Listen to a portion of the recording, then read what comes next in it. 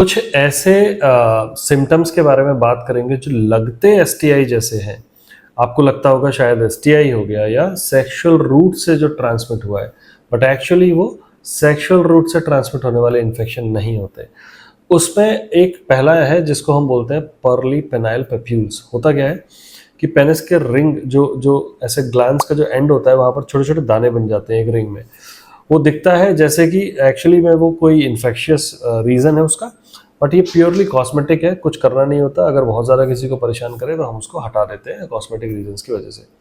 फिर दूसरा है फंगल इन्फेक्शंस। बहुत सारे लोगों को फंगल इन्फेक्शन टिपिकली एसटीआई की तरह प्रेजेंट होता है, और फंगल इन्फेक्शन में जलन हो सकती है, इचिंग हो सकती है, कभी कभी वाइटिश डिस्चार्ज भी होता है लोगों को। तो वो फंगल इन्फेक्शन है, उसको डिफरेंशिएट करना ज़रूरी है। तीसरा, फंगल इन्फेक्शन ही अगर रिपीटेड होता है और साथ में किसी को डायबिटीज़ है तो कई बार पेनिस की स्किन चिपकने लग जाती है, कटने लग जाती है, जिसको हम बेलेनाइटिस भी बोलते हैं। और कुछ केसेस में बेलेनाइटिस की एक फॉर्म होती है जिसको बोलते हैं हम ज़ूम्स बेलेनाइटिस। वो होता क्या है कि उसका कोई लेना देना नहीं है सेक्सुअल ट्रैक के इन्फेक्शन की तरफ से। वो एक तरह की एलर्जिक बेलेनाइटिस है।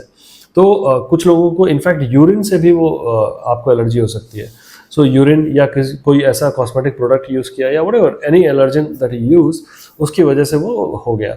उसको हम बोलते हैं ज़ूम्स बेलेनाइटिस, और उसको ट्रीट करना बड़ा ज़रूरी है। एक होता है जिसको हम बोलते हैं ट्रोमैटिक अल्सर। मतलब क्या हुआ, कोई इंजरी हुई, पता नहीं चलता। कई बार क्या होता है ड्यूरिंग द इंटरकोर्स हो सकता है कि ऐसे स्किन आपकी छिल गई हो, कट गई हो, और इसको हम बोलते हैं फ्रिक्शन या ट्रोमैटिक अल्सर। और ये बहुत सारे लोगों में रिकरेंट भी होता है, और बहुत सारे ऐसे कई पेशेंट्स देखे मैंने जिसको हर्पिस का इलाज दिया गया बाहर, जबकि एक्चुअली उसका रीज़न सिर्फ फ्रिक्शन और ट्रॉमा था।